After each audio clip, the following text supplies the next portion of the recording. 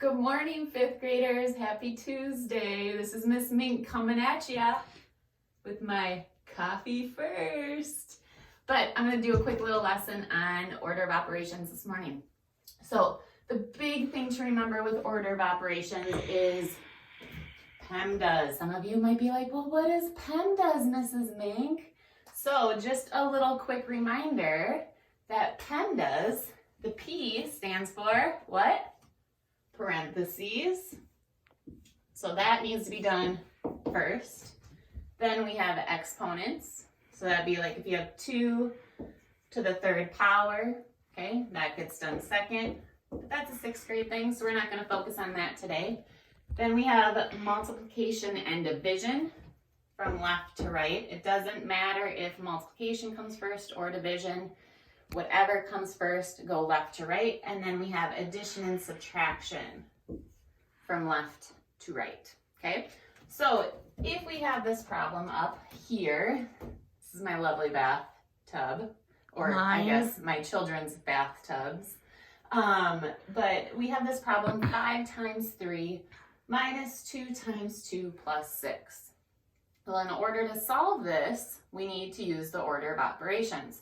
So we don't want to start with subtraction and addition. We need to go through our list. Do I have any parentheses? Nope. Exponents? Nope. Multiplication or division? I see multiplication here and here. So we need to solve that from left to right. So I'm going to start with this, and I have 5 times 3, which is 15. And then I'm going to just rewrite my problem. Minus, oh, here's my 2 times 2. So I don't want to subtract 2 right away. I want to multiply my 2 times 2, which is 4. And then I'm going to add my leftover 6. So now what I'm left with is just addition and subtraction. We don't want to do the subtraction and addition before that. Otherwise, we will come up with the wrong answer. So now I subtract 15 minus 4, which gives me 11. And then I add my 6, which gives me 17 as a final answer. Okay, so we're going to do another one here. Hopefully this erases. Kinda. Sorry, Bren. No. Let me get a different towel. Oh, ouch. I'm going to hurt myself too. All right, so our next question we have is 8 minus 3 times 2 plus 4 divided by 2. So once again, we want to look for, do I have any parentheses? We need to follow the order of operations. So I don't see any parentheses here. I don't see any exponents. So now I move down to multiplication and division from left to right. So I'm looking through here. Oh, here's multiplication. Here's division. So I'm going to start with this. 3 times 2 is 6. 4 divided by 2 is 2. And now I'm going to bring down my other numbers. So I still have my 8 here and my subtraction sign. And then I still have this plus sign here. Okay, so now we are going to do a little addition and subtraction. So now I'm starting from left and going to the right because we need to follow that direction. So I have 8 minus 6, which gives me 2. And then I add 2 because I have 2 left over. And I get 4.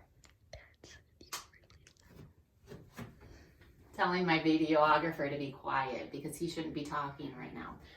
Just like you guys at school. Just kidding. Okay, anyway, I'm going to erase this. We're going to do one more together. This is looking really icky. Okay. Friend's going to need to clean the shower later.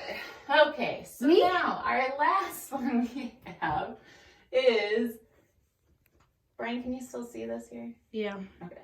2 times 4 minus 2 plus 10 divided by 5.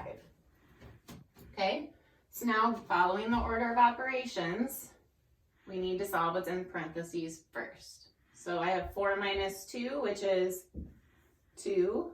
And now I'm going to rewrite my other numbers that I still have. I'm going to write it here so you can see it. So I have 2. I'm going to bring it down my first number in operation. So I have 2 times 2 plus 10 divided by 5. Well, I don't have any exponents. And now I'm moving down to multiplication and division. So I notice I have a multiplication problem right here and a division problem right here. So we want to make sure we're not adding in between here. We need to follow the multiplication and division. So 2 times 2 is 4 plus 10 divided by 5, which gives me 2. Now I can add them, which gives me 6, okay? So as you're doing these problems today, make sure that you are following the order of operations. If you get into IXL and you come across a problem with exponents, which some of you may, just a review on exponents if you're not quite sure how to do those. For example, let's say I have 2 to the 3rd power. How I solve that is just multiplying 2 3 times. So we don't want to go 2 times 3, which equals 6. We want to go 2 times 2 times 2, okay? So I have 2 times 2, which is 4, times another 2 gives me 8.